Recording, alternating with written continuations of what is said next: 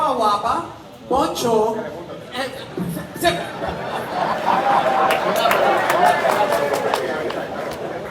Porque fueron 20 años. Gracias por esa empatía y Y sensibilidad. de esas costumbres vamos a hablar de romper Sí, costumbres. romper costumbres. Ay, Santo Padre. Ya me pusieron a sudar aquí. ¿Ustedes han visto esto? Yo me siento como si fuera a decir, pero vengo al posto. Pero estoy en otra faceta de mi vida y estoy muy feliz porque se me ha dado la encomienda de poder moderar este primer panel, este primer conversatorio con tantos hombres maravillosos que nos van a abrir su corazón y nos van a contar sus historias. Así que vamos a comenzar contigo, Julio. Sabemos que no ha sido fácil. No es fácil precisamente empezar a romper estigmas. Y son conversaciones que hemos tenido muchísimo antes y otras cosas que son temas muy profundos que no vamos a tocar aquí hoy. Pero hoy vamos a hablar de cómo puedes compartir con Mili Méndez, con quien compartes tu corazón y compartes la paternidad de una niña maravillosa, compartes tu casa, tu familia, pero igualmente es periodista, tiene muchísimo trabajo. ¿Cómo lo hacen? Buenos días a todos. Y primero que todo, gracias por recibirnos y gracias por la invitación para discutir estos temas que me parece que son fundamentales y sobre todo en los tiempos que estamos viviendo. Pues ¿cómo lo hacemos? Con mucha... entendiendo el papel de cada uno, ¿verdad? Entendiendo que somos dos personas con carreras demandantes y que cada una tiene unos requerimientos fundamentales y que para que cada uno tenga éxito tenemos que respetar el espacio de otro. Y que el crecimiento de uno no implica que el otro pierde, por lo contrario es ganancia para ambos. Así que yo creo que eso es lo fundamental. Hay que desaprender muchas cosas, ¿verdad? Hay que empezar a desaprender muchas cosas. Todos somos el resultado de lo que hicieron de nosotros en el proceso de formación. Uno puede ser consciente de eso o no, pero somos el resultado de la formación, de lo que nos enseñaron en la casa, lo que nos enseñaron en la escuela. Y es complicado en ocasiones el sentarse a mirarse a uno mismo desde lejos e identificar qué cosas que te enseñaron y que forman parte de lo que eres probablemente no te sirven y debes descartarlas. ¿Y cuáles fueron esas? Porque estuvimos hablando también bastante sobre desaprender. Quiero que compartas realmente en tu caso, Julio, que eres tan respetado, tan querido. La gente dirá, él no tiene que desaprender nada. O quizás mira, o Mili no tiene que desaprender nada. ¿Cómo fue? Yo creo que todos tenemos que desaprender porque, aunque usted lo admita o no, todos hemos sido criados en una sociedad machista. Yo, por dicha, tengo que decir que en mi casa, el rol de mi mamá y el de mi papá era de bastante paridad, ¿no? Los dos eran profesionales, tenían sus carreras, mami era maestra, papi comerciante, ella siempre trabajó a tiempo completo, papi también, pero siempre habían, yo creo que por un tema generacional, unas cosas que todavía eran muy marcadas en términos de los roles, que era, mami era una profesional que trabajaba afuera, pero era la encargada primaria de la crianza de los hijos, de lavarle, plancharle, cocinar, la comida tiene que estar lista cuando llegara papi, etcétera, etcétera. Aunque papi sabe cocinar muy bien y no tenía reparos en hacerlo, tampoco. Papi era más el proveedor, que es lo que se nos enseña típicamente, ¿no? El hombre es el proveedor. Si no eres proveedor, no sirves. Exacto. Y si la mujer trabaja y gana más que tú, bueno, tengo que hacer algo porque me están manteniendo, ¿verdad? Que esa es un poco Eso es peor, la el mentalidad. mantenido. Al revés no se le dice mantenida, pero si es el hombre el que gana menos, entonces sí es mantenido. Y eso puede traer conflicto. Casi no había ido con eso, ¿verdad? Pero sí había unos roles muy definidos sobre el papel que cada uno jugaba con los niños en este caso. Y yo, cuando nos casamos y decidimos que queríamos tener hijos, fue una decisión consciente, no es un accidente ni mucho menos. Yo decía, bueno, yo creo estoy seguro, que yo puedo hacer todo lo que hace mamá, excepto dar la teta. Porque fisiológicamente no es posible, ¿verdad? Todo lo demás es aprendido. Eso de que los papás tienen exclusivamente que traer el dinero, disciplinar y mecanear y pasar la máquina, eso es lo que nos enseñaron. ¿por qué papá no puede involucrarse 100% en el proceso de crianza? Y cambiar porque pamper. me enseñaron, ajá. Ah, no, que es que los hombres no pueden peinar, porque es que eso, yo no sé. Yo no sabía, pero me decidí a aprenderlo, porque yo no soy tonto, ¿verdad? Si uno puede aprender, aprende, si quiere aprender, ¿no?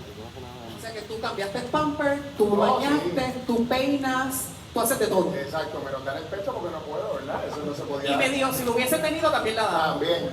Así que yo hice, bueno, pues yo dije, voy a aprender. ¿Y qué hice? Busqué en YouTube videos de cómo peinar. Pues vamos a aprender a peinar porque quiero poder peinarla y si la niña está a mi cuidado tiene que salir peinada adecuadamente, ¿no? Cómo entender los patrones de sueño, elementos de la crianza, todo eso se aprende. Y así lo hice, ¿no? Lo curioso es que incluso dentro de la dinámica de pareja, inicialmente mi hijo decía, gracias por ayudarme. Y yo le decía, no, pero yo no te ayudo, es mi responsabilidad. Porque no es un favor, yo soy el papá de la niña, ¿no? Así que eso de ayudar no aplica en una dinámica de crianza porque no es un favor, tú eres el papá y él es la mamá. Y eso se escucha muchísimo. Sí. Él me ayuda. Él me ayuda. Y fíjate que internalizado está que sin ninguna intención, ni mucho menos, ella lo veía como una ayuda. Y mi suegra lo veía como una ayuda, y mami lo veía como una ayuda. Es que es chévere porque tú ayudas mucho en la casa y con la niña. Y a todo el mundo que planteaba eso, pues yo le confrontaba con el tema de no, yo no estoy ayudando. Es que yo soy el papá y me toca hacer estas tareas, ¿no? Yo no quiero pensar que ustedes están grabando esto y se lo están mandando a Mili, que la estamos pelando aquí. No. No, pero ella es consciente y en el momento me decía, tienes razón, pero mira cómo uno piensa que el rol del otro es distinto y que qué bueno que decidiste ayudarme, como si la responsabilidad primaria fuera de mamá. Y estamos hablando de una mujer inteligente, de una mujer preparada, y como quiera tenía ese pensamiento. Sin embargo, no se dan estas situaciones únicamente en el escenario de la casa, en el escenario de pareja. También se da en el escolar. En el escolar, y estamos hablando de eso.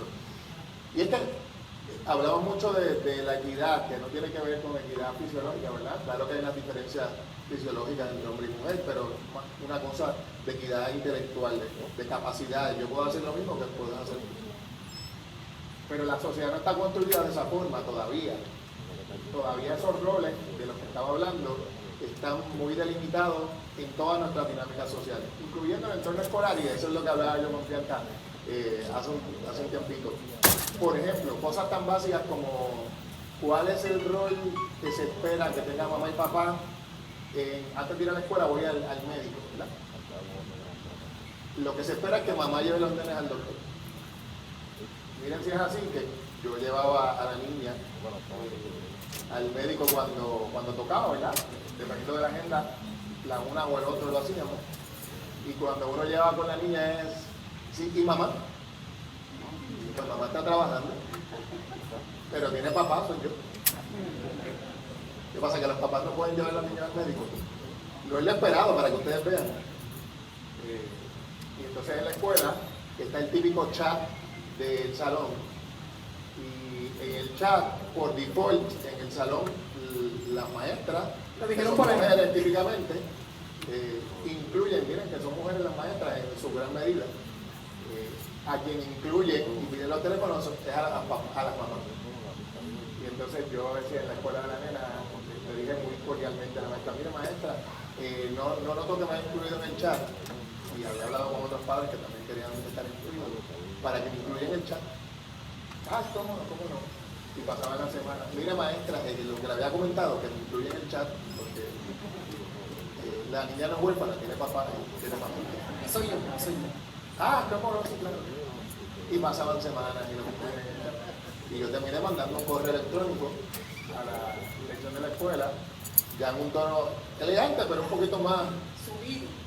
Yo no sé si es que no están acostumbrados o en sus casas los papás no participan, pero en mi casa sí. Así que por favor me incluyen en el chat. Ahora. No le puse la hora porque ya era demasiado puchi, pero me incluyeron en el chat e incluyeron a otros padres que estaban esperando porque los incluyeran en el chat. Entonces, para que ustedes vean cómo se nos pide que participemos que por qué no se incluyen, que por qué no están, pero es que hay incluso resistencia, ¿verdad? Por la costumbre de que no hay participación. Y eso lo vemos en otro montón de entornos. Entonces hay que empujar con amabilidad, pero con carácter, para que esos cambios se den poquito a poco. Y firmeza, y sobre todo compromiso, porque algo que me llamó mucho la atención de esta anécdota, que se puede decir que es súper jocosa, pero para que no lo fue en algún momento. No, uno se ríe y la verdad es que uno entiende que no es intencional y que no es porque no te quiere incluir, es porque no estás acostumbrado o porque no se espera que papás se involucren incluso en la toma de decisiones, ¿verdad? Mira, la nena va a pasar el sitio, pues déjame preguntarle a mamá. ¿Y qué tal si la nena participa en esto? Pues déjame preguntarle a mamá.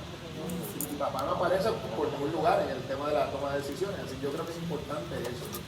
Cosas como, hablando de la estructura social, se supone que participemos en la crianza, pero cuando hablamos de licencias, la licencia de maternidad es de 3 meses, pero el papá podemos tener días, y si el convenio colectivo de tu empresa te incluye más, pues qué bueno. Pero eso es lo que manda, es el siguiente mensaje, para que usted vea cómo está construido, por lo menos yo lo veo así. Es que tú no vete para tu casa, pues tú no tienes que estar ahí, no te toca estar en esos primeros días con el niño, le toca a mamá. Por eso le damos la licencia a mamá. Tú no, tú vete a trabajar, que para eso es que estás, para producir, para generar, para ser el proveedor. El proveer. Y para no tener esa conexión emocional que es tan necesaria desde el principio. Y penaliza a mamá también, y disculpa, porque claro, le deja la carga totalmente a mamá en esas primeras etapas. Sola. Y si hay cesárea, ni le cuento, una mamá con cesárea sola desde la semana 2 con el bebé, porque el esposo se tiene que ir a trabajar. En otras sociedades, si usted mira Francia, España, hay licencias de maternidad, paternidad que son intercambiables y se dividen entre mamá y papá según las necesidades de la pareja y el entorno familiar. Así que hay mucho que atender localmente. Pero este tema es como un chiste. Es un chiste, pero no lo es. Algo que yo me llevo de esto que está mencionando Julio, y me gustaría saber también cuál es la impresión de ustedes, es que él menciona, y lo dije anoche, había un montón de papás que estaban esperando para ser parte de ese chat. Quizás habían también un montón de papás que han estado esperando para tener la oportunidad de llevar sus hijos al médico. También hay un montón de papás que están esperando que los tomen en cuenta, pero no se atreven a hablar. Claro. O no continúan esa insistencia para hacer valer sus derechos hasta que no llegaste tú, porque no lo hemos asumido. Porque tenemos asumido nuestro rol. El rol que nos enseñaron es el rol que nos toca, que es un poquito como un observador en el proceso de la crianza y pues uno tiene que decidir que eso va a cambiar. Me encanta porque tú lo decidiste y rompiste el molde y lo has hecho de esa manera. ¿Qué otras formas o qué otros moldes tú has roto? Otros moldes Que se puedan decir aquí. Otros moldes. ¿En qué entorno? Precisamente en esta búsqueda de detener la violencia. Mira, yo creo que también desde la discusión pública, en los espacios en los que he tenido la posibilidad de moderar en la radio y en las historias que hago en televisión, empujar la idea de que la lucha por la equidad o la lucha para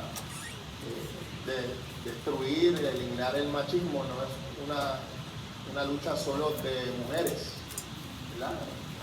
Para ser feminista, en la acepción más estricta del término, que es buscar la equidad entre mujeres y hombres, y otra vez, no estoy hablando de un tema fisiológico, estoy hablando de una igualdad de oportunidades, derechos y responsabilidades.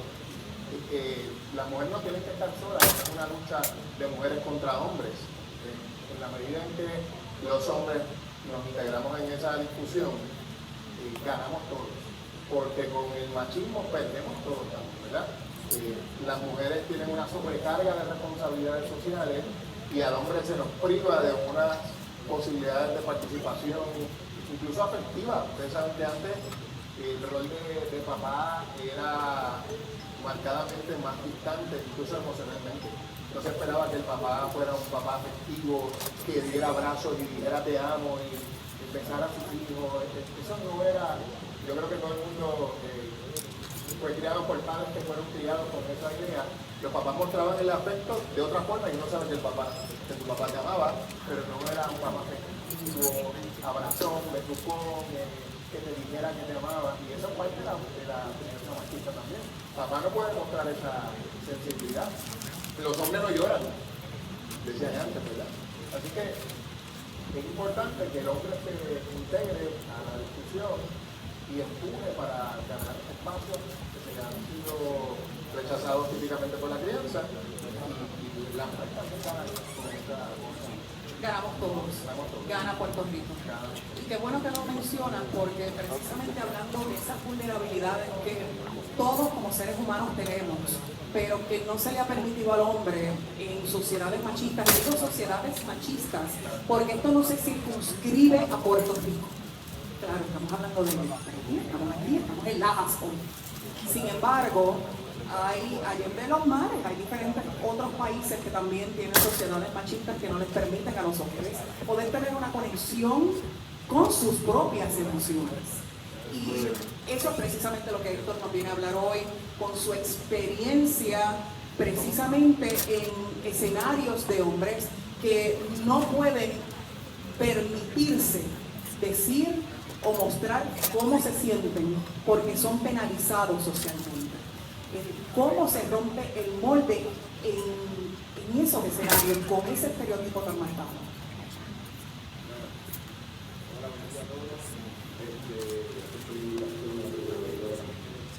Primero que voy con la línea de Julio en cuanto a mi papá. Mi papá era una persona que, ¿verdad?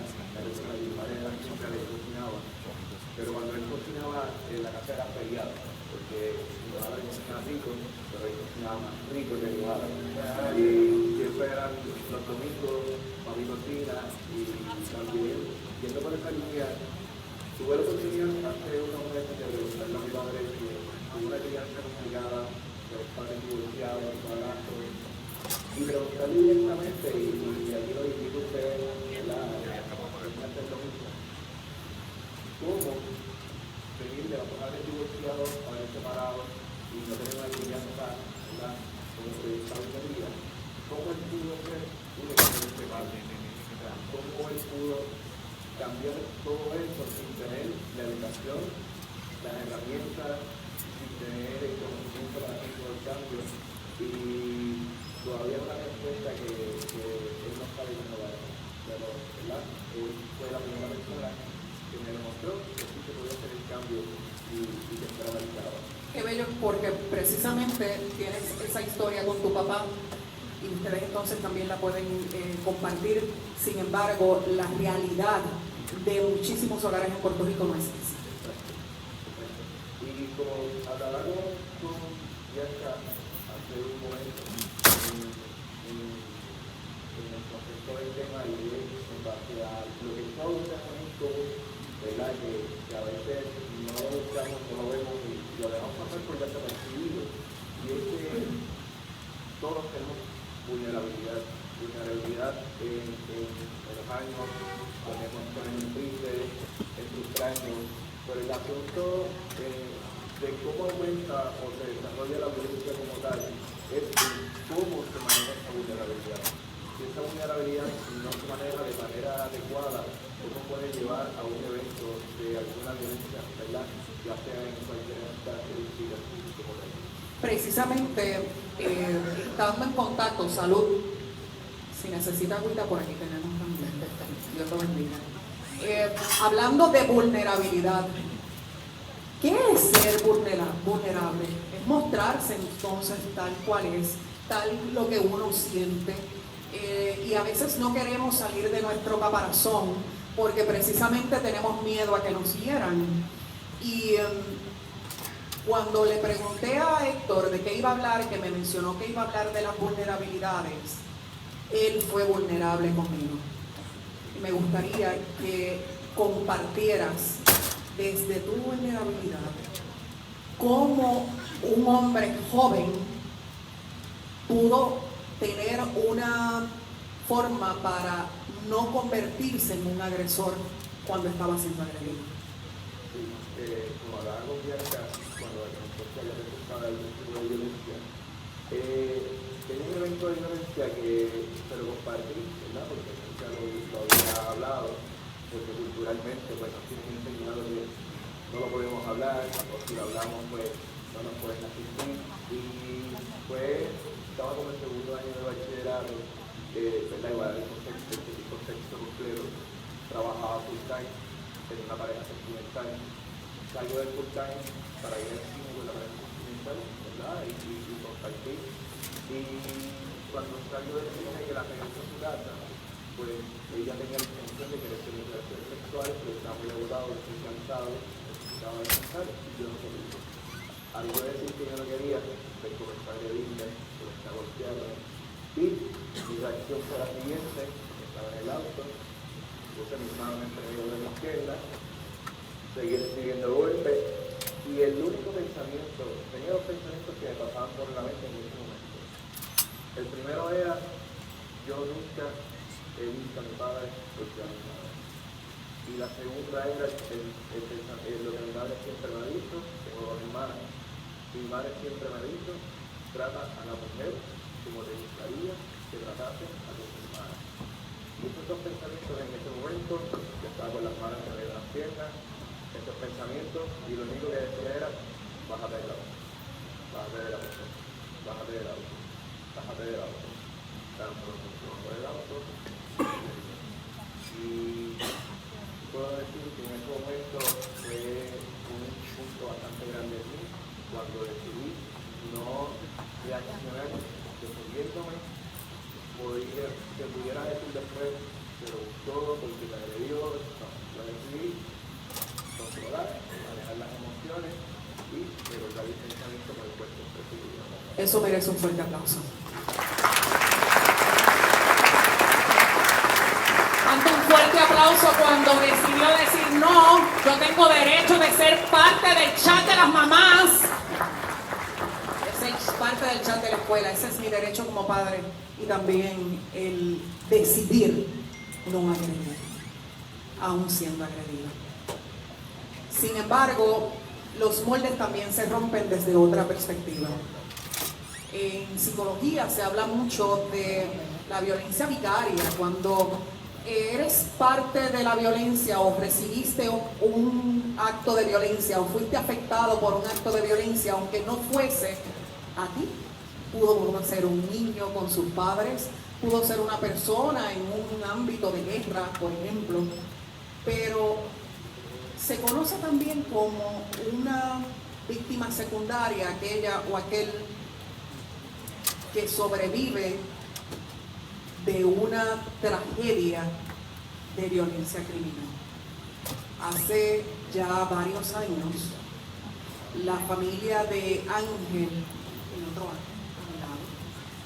en Yauco, esa masacre de Yauco.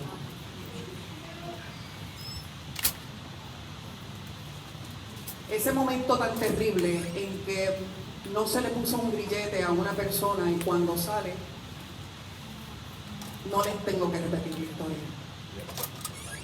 Ángel se salvó, porque según supe, se suponía que tú también estuvieras. Pero en vez de querer buscar tomar la justicia en tus manos, en vez de querer hacer otra cosa, estás aquí hoy mostrando que los hombres pueden ser la voz del cambio para romper el ciclo de la violencia. Me gustaría, primero que todo, que tú en tus propias palabras nos digas por qué aceptaste venir aquí hoy. Buenos días a todos y gracias a todos los que están aquí, los compañeros que conocí ahora y que me ha encantado y aprendí. Hay un escamerino un poco sobre psicología y sobre muchos términos que uno a diario ve, pero no sabe cómo llamarlo. Y eso me pasó hablando con la procuradora, con Astrid, porque desde que ocurrió el evento en mi casa hace ya 2 años, pues esta es la primera vez que si ven que se me trago o está un poco complicado decirle, la primera vez que hablo sobre el evento, el suceso. Yo no hablo sobre la historia, o no había hablado sobre la historia ni públicamente ni en otros lugares porque no entendía que fuera una historia mía. historia de mi familia, las víctimas fueron mi hermana, mi mamá y mi hermano. Pero cuando hablaba con la preparadora que me hizo la invitación para venir acá, me trae el término de la víctima secundaria. Y era un tema que estuvimos hablando de luego de que pasa la tragedia, luego de que pasa el ruido, luego de que lo cubren tanto los medios como lo cubren también las agencias de gobierno, el sistema se autoanaliza sobre las cosas que ocurrieron bien y las que no. ¿Qué pasa después? ¿Dónde queda ese hermano, esa mamá, ese tío?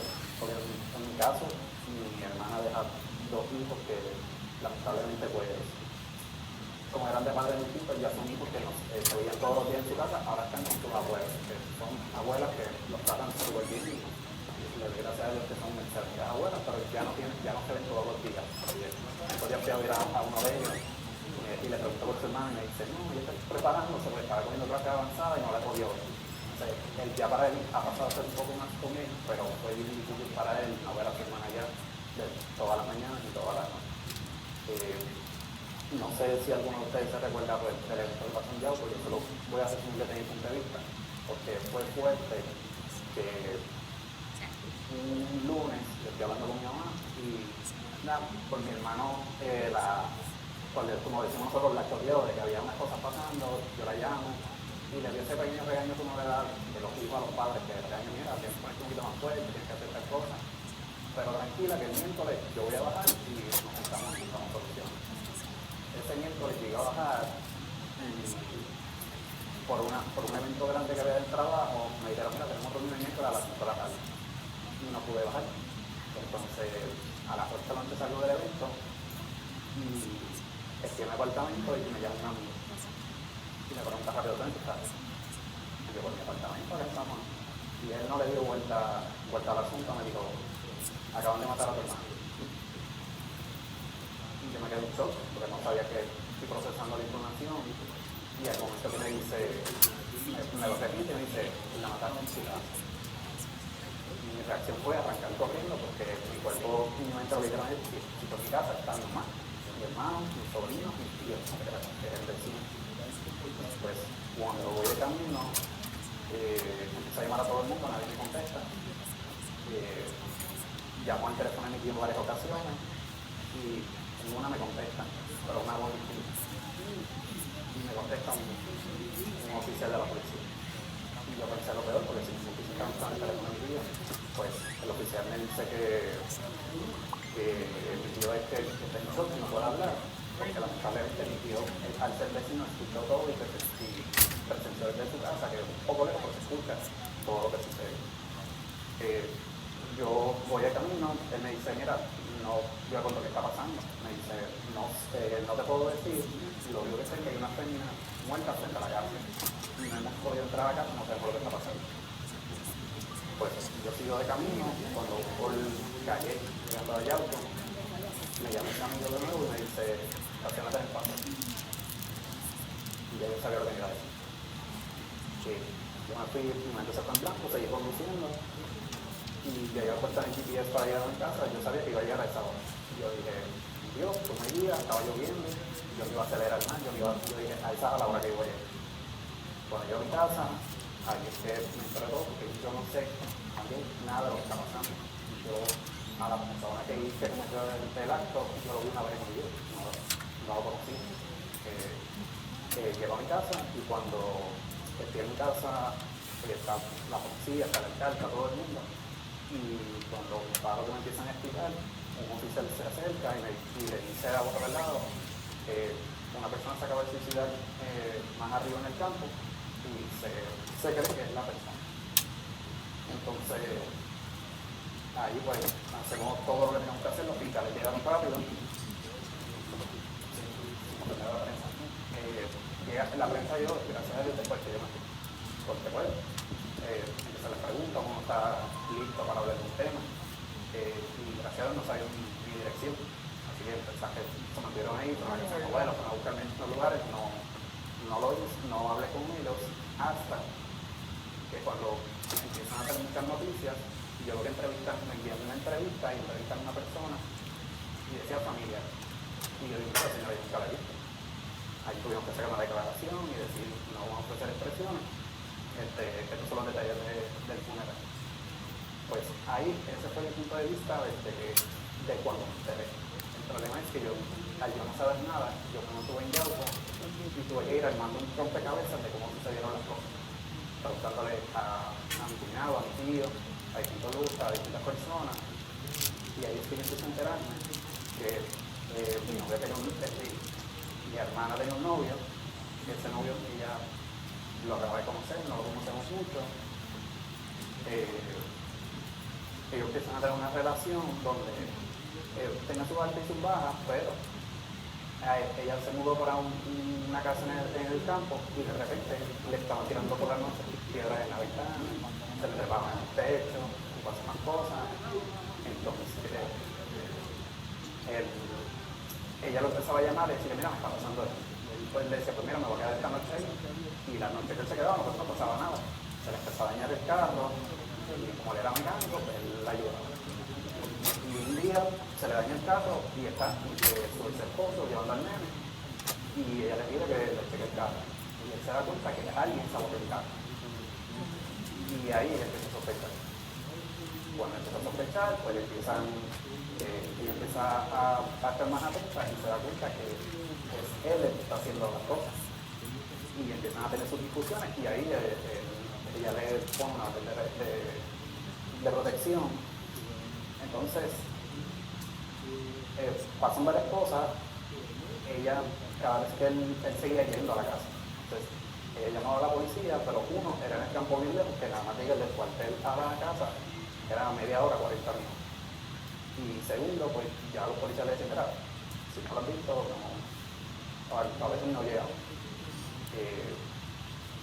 Pasa eso, él logra comunicarse con ella y le dice, tengo cáncer, me quedo un año de vida. Y ella pues, ella menciona que le dijo por pena, pues vuelve con él. Y volvió con él, y él le dijo que esto le iba a hacer cambiar, que lo que era pasar su último año de vida haciendo las cosas bien, y pues ellos vuelven. Entonces que en ese momento me hablan de protección, corrían, y ellos deciden volver. En Navidades, yo bajo, yo ahí donde lo conozco, pero yo no sabía que me hablan de protección corriendo. Y lo conozco, estamos en la fiesta, y yo noto que uno de los nenes hace algo, y la forma de él llamarle la atención no fue la correcta. Pero yo lo que hago es que voy a hablar a mi mamá, y le digo, mira, no me gustó esto que vi, creo que tienes que hablar con ella y que no pasen esas cosas. Pero mi mamá estaba mejorando su relación con mi hermana porque ella vivía lejos y estaba tratando de llevarse mejor. Y no, yo creo que por no hacerla molestar, pues no entendí. Eso fue en diciembre. En enero empieza, por distintos sucesos, pues ella decide no separarse de él porque se dio sus actitudes. Él empieza a ir a la casa, le corta el internet, él le corta los cables de las cámaras, como ya saben dónde estaban colocadas, él lograba meterse sin que las cámaras lo detectaran y empieza a treparse en el techo. Entonces ella llamaba a la policía, pero la policía dice, mira, no lo has visto. Y también lo que la policía llegaba, pues ya él sabía ir, porque es bien lejos en el campo. Entonces llega un punto en el que él coge un carro y era una cuesta para entrar a la casa de ella, él tira el carro en medio. Y el carro se mete en una barranca y se le vuelca frente a la casa. Ahí es donde ella decide ir. Van al tribunal. Él llega a casa de mi mamá. Él le tumba la llave de paso del agua. Ahí mi hermana y mi hermano lo ven. Van al cuartel. Cuando van al cuartel, un oficial le dice, mira que tú volviste con él y tú tenías una orden de protección. ¿Tú quieres revolcar el avispero? Y ahí van a otro cuartel y el otro oficial sí rápido intervino y fueron al tribunal. Cuando van al tribunal, pues hay unas grabaciones también por ahí corriendo sobre lo que se habló ahí. No se miró el expediente, no se sabía que, ni siquiera nosotros sabíamos que él había estado preso. Él estuvo preso porque a una expareja él le quemó el carro y la casa. Entonces, el tribunal y los fiscales miraron el expediente donde aparecía eso y al ser el incidente, pues supone que le pusieron un grillete. Pues al no pasar eso, no se puso grillete. Y aquí está el otro error, que fue que cuando salen del tribunal, que pues no lograron tener grillete, a mi hermana le ofrecen y son albergues. Pero como ella no sabía cómo eran los albergues, ella pensaba que los albergues no era un lugar seguro, no estaba bien orientada. Y ella decide irse para casa de mi mamá. Cuando va a casa de mi mamá, ya eran las 9 de la noche, estaba mi hermano, mi mamá y ella. Entonces, mis sobrinos, gracias a Dios, estaban con sus abuelos. De repente se va la luz. Y era que el individuo fue y tumbó los cables de la luz. Y cuando mi hermana está mirando, le empieza a increpar. Y todo esto lo saco porque mi tío lo está escuchando desde su casa. Y que estaba acabado de operar, que él no podía casi moverse. Entonces, cuando mi hermana le empieza a increpar, ella sale para hablar con él, a decirle que se vaya, y eso. De ahí él coge y le dispara a mi hermano. Mi hermano se levanta de la sala, camina para la puerta y también le dispara a mi hermano. A ella le disparó creo que 6 veces, a él 2, y mi mamá pues se levanta y desde afuera él le dispara a mi mamá. Entonces le dan el costado y cuando ella decide irse corre para el cuarto, pues la siguió y la terminó matando en uno de los cuartos. Esta es la primera vez que lo hagas.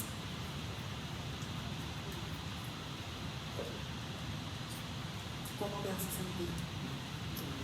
Pues,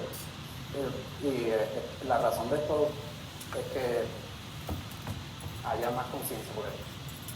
Yo vi esa actitud de él cuando pasó Navidad, pero yo no lo tomé como que puede llegar a él. La vi como incorrecta, pero no hay seguir. No es tu culpa.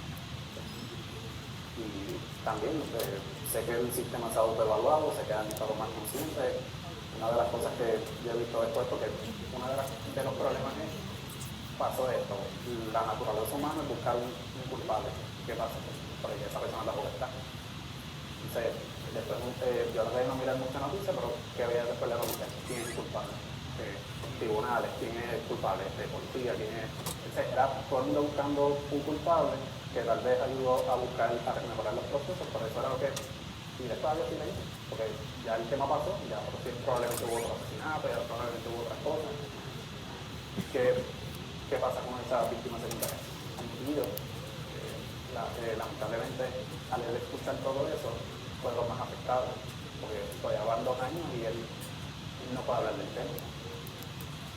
Así que esta historia lo que uno quiere es que sean más las historias de prevención que las de lamento, hasta que después ya el tema no existe. Y pues, por lo menos eso es lo que yo buscaba trayendo la historia. Y por eso es que te damos este gran aplauso. Que has sido tan valiente.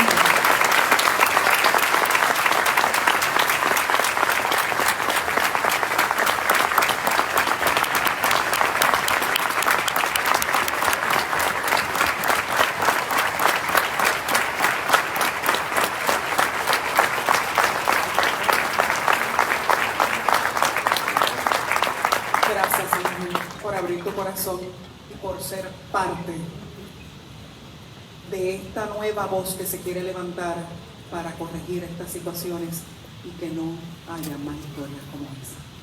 Y gracias a ustedes y gracias a la Procuraduría. Cada vez que me he encontrado con Astrid, ella también ha estado pendiente, de la me escribe, y coincidimos en la ciudad de kilómetros de cambio y nos pusimos de acuerdo a participar allá. Yo pensaba que era simplemente saludar hasta que me explicaron la dinámica y yo dije, mira, yo creo que es momento de poder aportar algo. Pero no fue una encerrona, quiero que lo sepan. No fue una encerrona. Fue el destino. No hay casualidades, como estábamos hablando esta mañana. Él menciona kilómetros de cambio. Todo el mundo sabe lo que son kilómetros de cambio. Kilómetros de cambio es esta organización, este movimiento tan hermoso de mujeres que precisamente hacen una carrera por todo Puerto Rico para recibir donaciones, recaudar dinero para ayudar a los albergues. Y este hombre maravilloso siempre estuvo en kilómetros de cambio. Esos albergues que no necesariamente pudieron darle esa ayuda a tu hermana por desinformación. Tú estás allí precisamente para apoyarlos, para que estén junto a otras mujeres que quizás fueron como tu hermana. De la misma manera, hoy llegó tempranito, pero primero ayudó a unas personas que tuvieron un choque en la carretera. Él se quitó el gabán, dijo que estaba con los pancakes, así fue que dijo. Con los pancakes estaba todo sudado, pero también brindó esa asistencia. Así que desde acá, desde mi punto de vista, me gustaría saber qué piensan ustedes. Veo que hay una reconstrucción de significado, del significado de esa gran pérdida que definitivamente no va a haber una manera de poder erradicar esos recuerdos de ti, porque estamos hablando de tu familia. Hay que aprender a vivir con eso, con ese dolor, pero resignificando el significado. Y lo que estás haciendo es dándole un significado de vida para que vayan más. ¿Qué le parece a usted, nuestro psicólogo? Mi otro año. Nosotros comenzamos juntos precisamente a estudiar psicología, somos casi doctores. Ahora en julio ya terminamos, pero Ángel es un prolífero psicólogo. Aparte de todo, también eres forense y también estás adiestrado y capacitado, certificado en el método Gottman para trabajar con parejas, para evitar que sucedan también situaciones como esta, facilitando esa conexión y poder entablar la comunicación para que no se dé violencia. ¿Pero qué te parece todo lo que esto? ¿Cuál es el hilo conductor? Buenos días a todos los asistentes. Me parece que esto es necesario. Es necesario porque, independientemente de las razones por las que estamos aquí, si fue obligado, voluntario, que nos interesa el caso, Yo no te obligo. a la situación, no, para nada. Yo creo que de alguna manera u otra a todos nos toca, ya sea porque somos víctimas secundarias, porque vivimos en este país, y hay que, ¿verdad?, ser consciente de que en algún momento también pudiésemos nosotros ser los agresores. Y eso es bien importante. Y desde mi perspectiva como psicólogo, es llevar ese mensaje que escuchamos mucho, y yo creo que a veces es hasta obligado, cuando escuchamos, aprende a manejar tus emociones. Y es como que ya lo escuchamos en las redes, propaganda, pero ¿con qué se come eso? ¿Qué uno hace con aprender a manejar las emociones? ¿Cómo es? Yo creo que algo bien importante es que estos espacios se den, porque aquí hay diferentes poblaciones, ¿no? Hay jóvenes, hay adultos mayores, de diferentes agencias, lugares, editorial. Y es bien importante porque cuando hablamos de aprender a manejar las emociones, hablamos de que ese efecto tiene un impacto generacional. Julio hablaba de cómo entonces algunos padres en el proceso de crianza pues no fueron los más afectivos, y eso va construyendo mi manera de conceptualizar lo que es ser hombre. Y ha sido un problema perpetuo por muchos años, donde ha dominado la cultura machista, el modelo hegemónico de masculinidad, donde el hombre es la autoridad, es el que manda, el que toma decisiones. Creo que ya estamos viendo las consecuencias de ese mismo modelo. Y estos espacios de discusión son bien importantes para comenzar a crear conciencia y que el cambio sea generacional. Con una persona aquí que aprenda algo que usted haya aprendido de aquí, el impacto es generacional. No importa si estamos obligados aquí o no, en algún momento nos puede tocar, ya sea porque vamos a ser parte de la situación o porque somos ciudadanos del país. Y creo que toda la semana esto nos toca, y estos espacios son importantes para eso.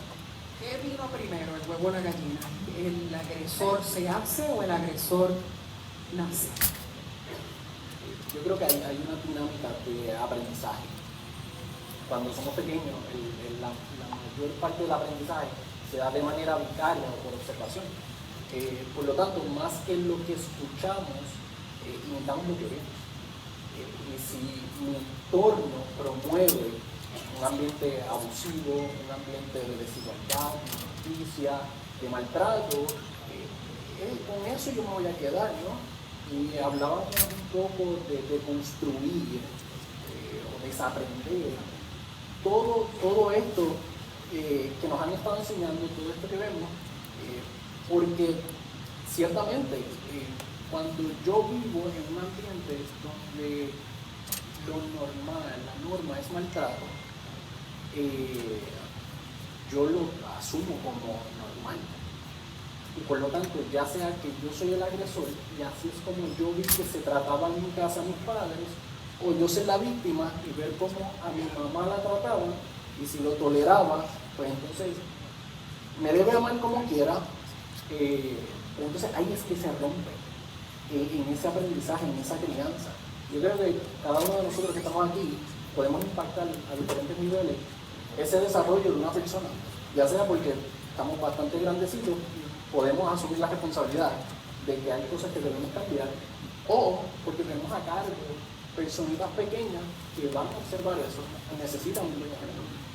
Y hablando precisamente de ese buen ejemplo, que lo hemos visto, lo hemos escuchado a través de lo que ustedes han estado hablando durante el día de hoy, pero también debe haber una persona que se considere un buen hijo o una buena mujer. Pero ¿cómo identificar que yo tengo unas características que debo cambiar porque me están conduciendo a tener situaciones que no van a tener una vuelta atrás? Yo creo que una de las cosas que mayormente se ve en consultas es cuando ya de repente mis relaciones interpersonales se ven afectadas. De momento escuchamos, es que nadie se lleva conmigo, nadie me tolera, nadie me soporta, pero yo soy así. Entonces, cuando ya empezamos a ver eso, tenemos que dar una mirada hacia adentro. ¿Por qué es que la gente no se lleva conmigo? ¿Por qué es que no puedo mantener relaciones duraderas, saludables? Entonces es un momento particular para uno hacer una mirada de introspección y ver que algo no está bien. Uno de los mensajes precisamente de nuestros invitados especiales es esa llamada a que si necesitas ayuda, pídela. Pero como un hombre masculino, macho, puertorriqueño, de aquí de Lajas o de cualquiera otra de los pueblos, sin que me miren y me insulten o piensen que yo soy un blandito, por decirlo bonito, voy a pedir ayuda. ¿Cómo se hace? Yo creo que va un poco con la línea de que nos compartía la vulnerabilidad. Es que nosotros tenemos que aprender que muchas emociones pueden coexistir al mismo tiempo. Y yo puedo tener una fortaleza y ser vulnerable. Yo puedo sentir coraje, pero ser tierno, porque no se trata de evitar alguna emoción. No hay virtud en no sentir coraje. La virtud está en saber manejarlo, ¿no? Voy a hacer referencia, ¿no?, al componente militar que está aquí. Ellos en su contexto de trabajo se esperan unas cosas, pero eso puede coexistir con que tienen un deber con la ciudadanía, tienen un deber de cuidado. Entonces, aprender que estas emociones pueden coexistir es bien importante porque no nos hace menos. Porque lo que vemos es que detrás de cada agresión, detrás de cada ira, detrás de cada episodio violento, hay una herida, hay un sentido de inseguridad, hay frustraciones, hay mucha tristeza, hay trauma envuelto. Y eso no lo digo para justificar la violencia, porque nada justifica el maltrato, pero para que entendamos dónde comienza esto. Y es muy importante porque si atacamos solamente la sintomatología, que es lo que vemos, el episodio violento, no vamos a hacer nada. Tenemos que mirar qué está sucediendo en el desarrollo, en la enseñanza, en el aprendizaje, en nuestros hogares, que entonces perpetúa y hace que eso se desarrolle. Porque lo vemos en muchas esferas de nuestra sociedad, pero todo lo que vemos es un reflejo de nuestro hogar, porque quienes componen todos los sucesos y noticias que ocurren son quienes están en nuestras casas, en nuestros hogares, en nuestros familiares. Así que tiene que ver mucho con ese desarrollo y ese aprendizaje de entender que la vulnerabilidad es una parte fundamental de la pertenencia de una persona, específicamente de un hombre. Yo no puedo ser fuerte sin ser vulnerable. ¿Y qué le decimos entonces a las mujeres que critican al hombre cuando está vulnerable? Eso es un tema bien importante, porque en muchas ocasiones lo que encontramos es que es bien difícil para un hombre en esta sociedad vulnerabilizarse, completamente difícil. Cuando lo hace y sus amigos le dicen no seas llorón y aguanta, cuando lo hace y su pareja le dice sé machito, adiós, tú no eres hombre, estamos perpetuando desde el otro lado la misma educación machista, y es un problema, y se escucha medio dicotómico que haya una mujer machista, pero cuando se hace ese comentario lo que hacemos es perpetuar ese daño. Entonces, para un hombre que está mostrando su vulnerabilidad, eso es un golpe fuerte al ego. Y entonces ahí te retiras y no sabes más. Correcto. Pero Julio se rió.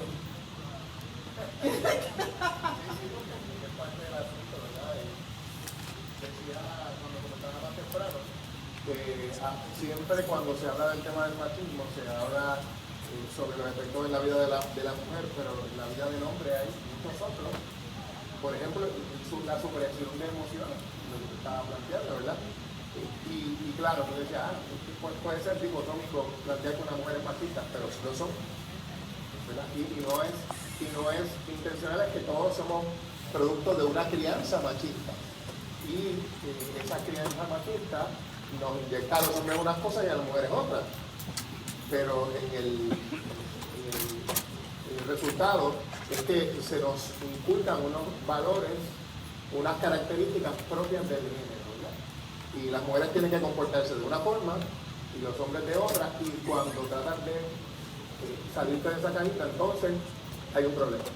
Y lo que decía usted, si el hombre muestra sus emociones, ay bendito, ese hombre ego. Ajá.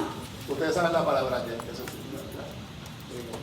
Y viene muchas veces de la mujer el planteamiento, Viene de las ¿no? Porque mujeres. tiene la crianza machista asumida también. Y esa no es una característica, la vulnerabilización, no es una característica que se le atribuye al hombre. Es para Tienes la que mujer. aguantártelo todo, ¿verdad? De hecho, este espacio no es para hablar de estadísticas, ni para estar entonces hablando de ya situaciones que conocemos a saciedad, sino esa otra cara. Sin embargo, hay que entender una cosa. Al hombre no se le ha permitido expresarse, ni identificar sus emociones. Poder identificar si realmente está molesto o está triste, o esa molestia viene porque realmente hay quizás una depresión. Así que en esa vulnerabilidad, lo que hemos podido estar viendo es que la mujer continúa con esos mensajes, salud, con esos mensajes que perpetúan el estigma. Sin embargo, ustedes han podido hoy abrir su corazón y estar vulnerables. ¿Cómo realmente ustedes pueden decirle a los hombres que se vulnerabilicen cuando tienen un entorno completo que está en contra de eso? Pero ustedes lo han podido hacer. Así que si le pueden dar al hombre 1, 2, 3, un ABC, ¿cómo lo han podido hacer y cómo se han podido centrar en esa autoestima, en ese amor propio, en ese reconocimiento de ustedes, para que lo que venga de ese ambiente no les afecte? Yo, en cuanto a vulnerabilizarse, pienso que no esperar la validación de un segundo y un tercero en aceptar esa vulnerabilidad, sino que sea uno mismo quien entiende que está vulnerabilizándose y que está buscando una manera de poder ventilar y manejar las emociones que se encuentra presentando, porque ahí viene el asunto. Si yo me vulnerabilizo esperando que un segundo, que muy probable no me entienda, y no es que no me quiera entender, es que muy probable no tenga la capacidad para entender lo que yo le estoy tratando de comunicar, estoy esperando que lo valide y no suceda, ahí es donde viene ok, no entendieron el momento en que me vulnerabilicé, pues déjame recoger cabulla para guardar esas emociones de nuevo para adentro. Y es como, no, el momento no es un segundo y un tercero, es como uno mismo, porque el asunto es cuando se presenta alguna emoción que uno quiera marcar la vulnerabilidad y no haya nadie. O sea, ¿qué se va a hacer? O sea, por eso es que el asunto no es con un segundo defensor, es con uno. Es conmigo mismo. Excelente. ¿Cómo lo haces? Mezclando un poco de ambas recomendaciones, la vulnerabilidad sí debe ser algo de satisfacción propia, porque es cierto, cuando uno empieza a chocar con los demás, uno se siente incómodo, pero cuando tú piensas que el mundo está mal, no el mundo está mal, es tú. Así que yo creo que la vulnerabilidad es parte de una desintoxicación de uno mismo. Te ayuda a sentirse más cómodo, tal vez en un momento de cierta debilidad, pero la satisfacción a largo plazo no la compensa nada. Así que a veces es necesaria porque te va llevando a tener más estrés en tu vida, más tensión en tu vida que te puede llevar a no poder manejar tus emociones. Y como estábamos hablando ahorita que Ángel me estaba enseñando, un ejemplo, y es que lo primero que te enseñan es a respirar. No, tú tienes que volverte un poco más allá. Y también que la gente dice que le quiero dar un puño a la pared. Eso me lo está enseñando Ángel. No, porque tú le quieres dar a la pared. Porque empiezas con una pared y terminas con otra cosa más.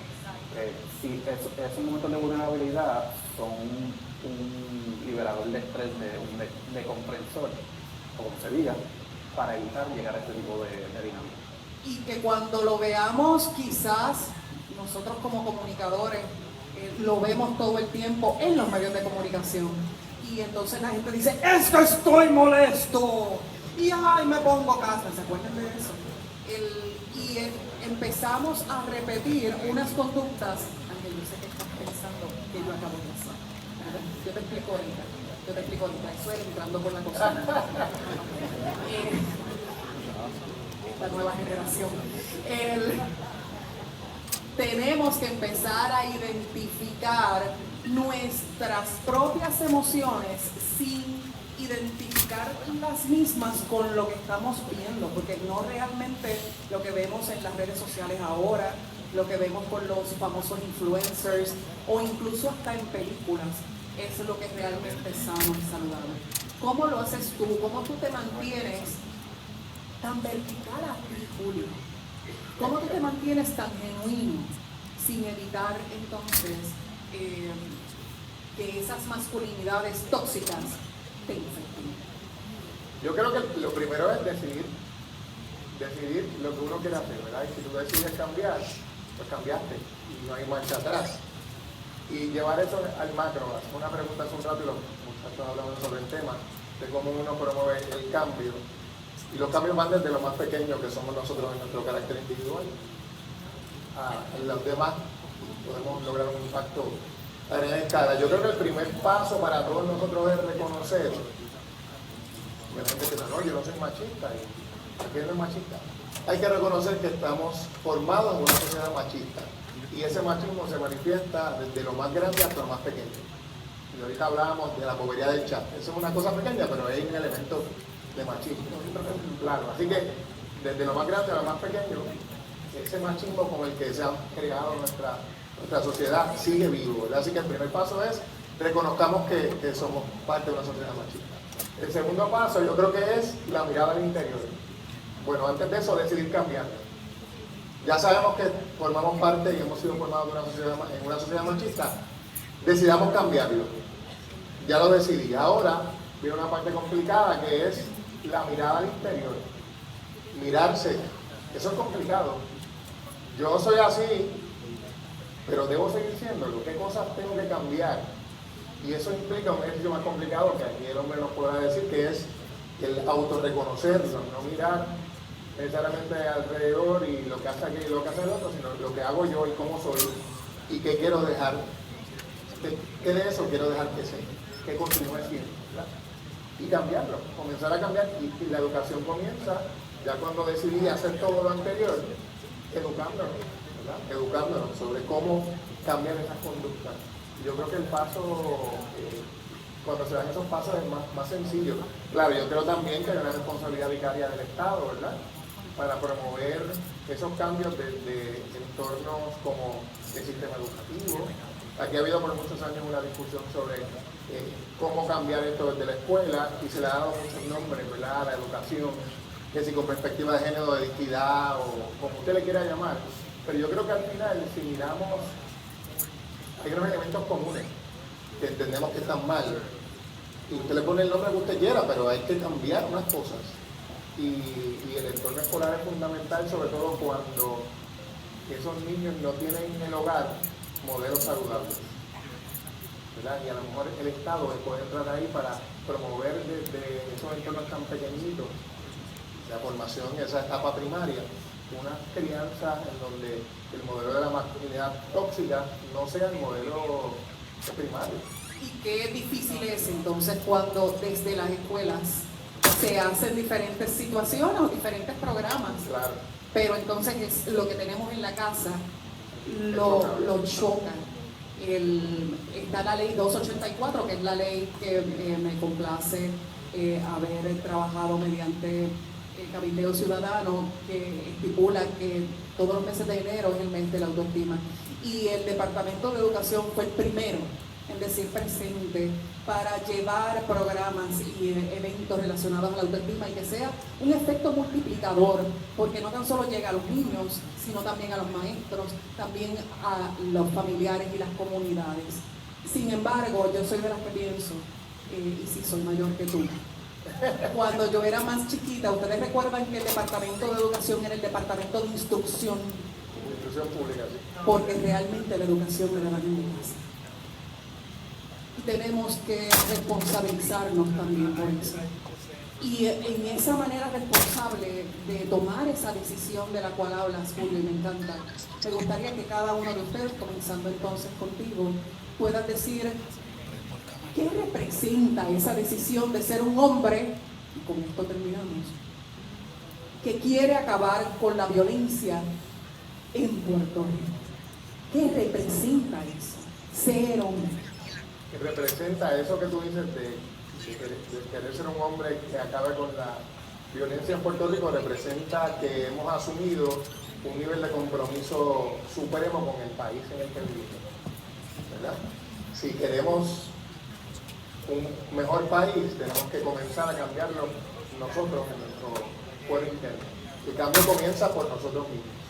Por eso hablaba de ese proceso que sugiero de reconocer en qué sociedad nos hemos criado, nos hemos formado, reconocerlo como un hecho, eso no es debatible, ese hecho existe.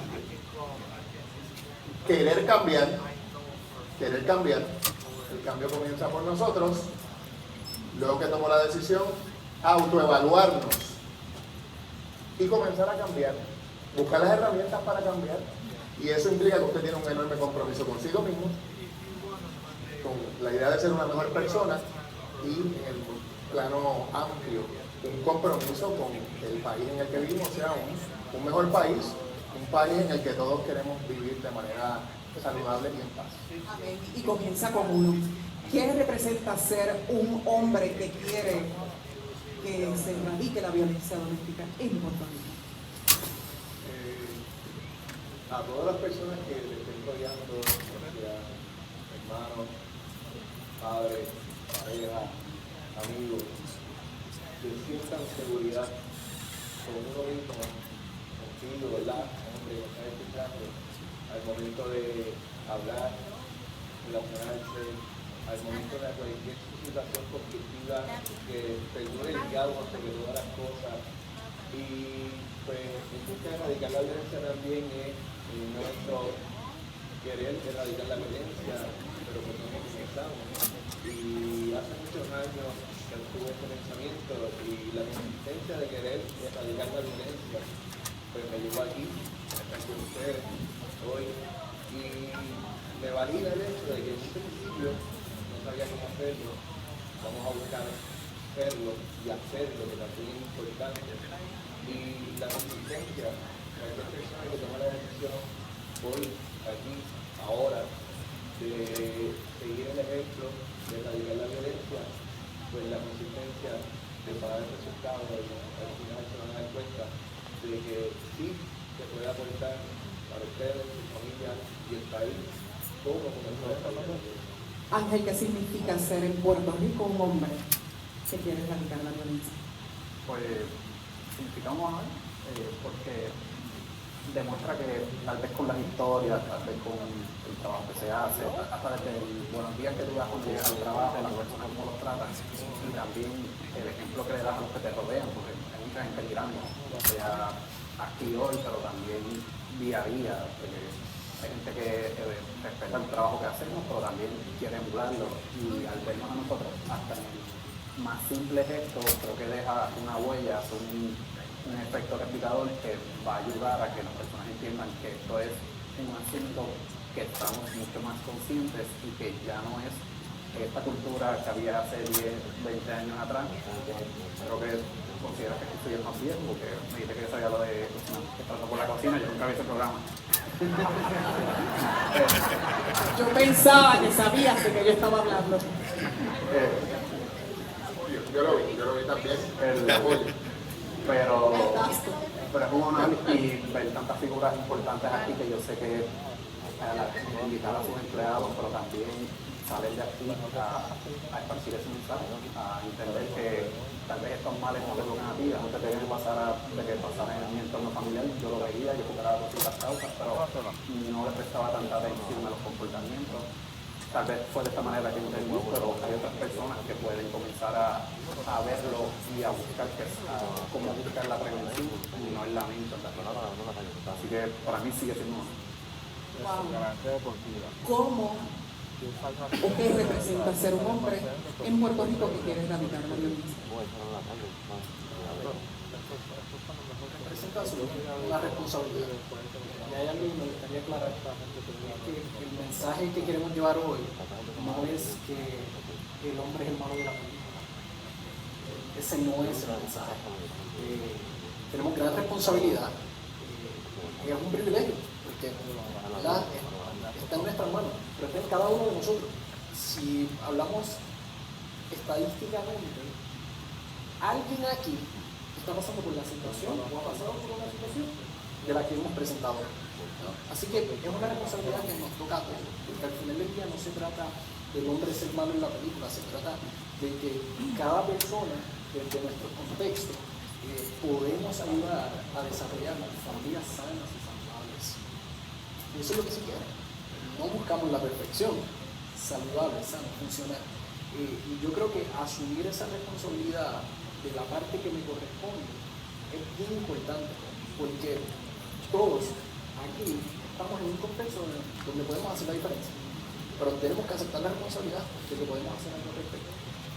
Y por eso les pido a los que estén aquí, aparte de que les agradezco, no tan solo que hayan tomado el tiempo y el compromiso para venir y estar con nosotros durante el día de hoy y haber escuchado a estos maravillosos recursos, para quienes pido un fuerte aplauso. Su conocimiento,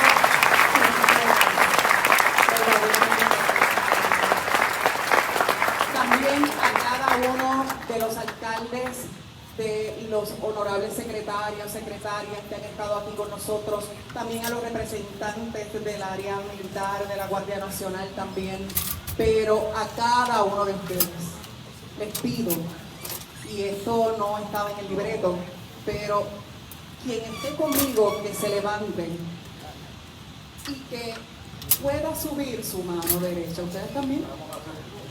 Y vamos a hacer este juramento con nosotros, porque no es con nadie más. El cambio comienza en uno. Y si realmente entendemos que queremos un país más saludable, debemos comprometernos a erradicar la violencia. Así que quien esté conmigo, repita después de mí: yo, sin el gallito, me comprometo a erradicar la violencia desde mi espacio. Hoy, realmente, me comprometo a que Puerto Rico tenga una sociedad saludable. Empiezo ahora. Y un fuerte aplauso porque se acaban de comprometer a erradicar la violencia y a ser hombres y mujeres que son modelos en contra de la violencia en Puerto Rico.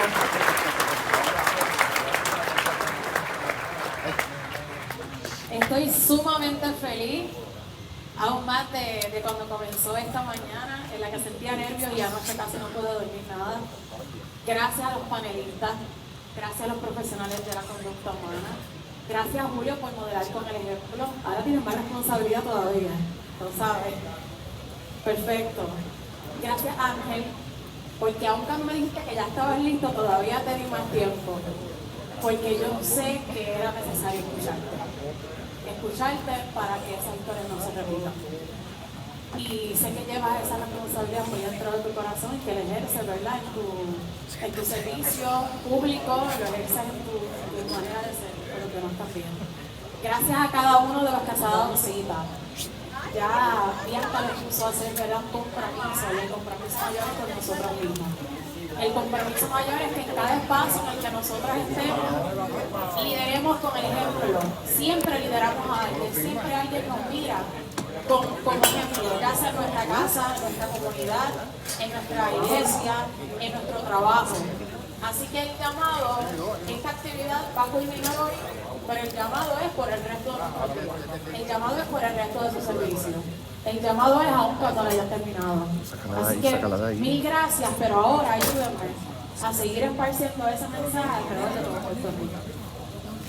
Y voy a comenzar por agradecerle a alguien bien especial, alguien que yo le dije, yo quiero ir a hablarle a los jóvenes sobre la violencia en el noviazgo, y nada más y nada menos me llevó a una escuela como de 700 estudiantes. Y como él es así, ustedes saben que el alcalde de Laja es bien jovial. Ven para acá, que ya tú sabes que eres tú. Echa para acá.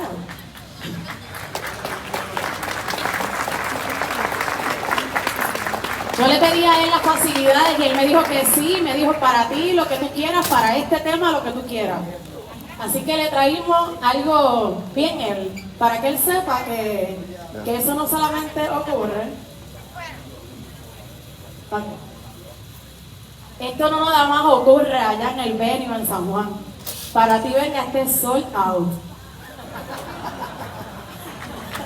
Así que lo quiero ver enganchadito, como cuando uno va al show y lo pones por ahí.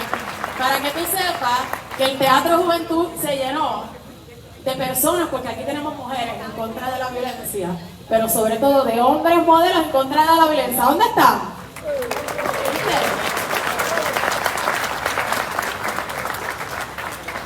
Adelante. Y venga para nuestros panelistas también, muchísimas gracias. Saben que no es la última vez que los voy a ocupar, ¿verdad? Esto es un proyecto cuyo lanzamiento se dio en el día de hoy, pero que la responsabilidad la llevamos todos, como ciudadanos, ¿verdad? Como servidores públicos, como padres. Así que el trabajo no termina aquí. Y les pido a todos ustedes que nos ayuden en esa gesta, por un Puerto Rico mejor, que va a ser todo un buen día.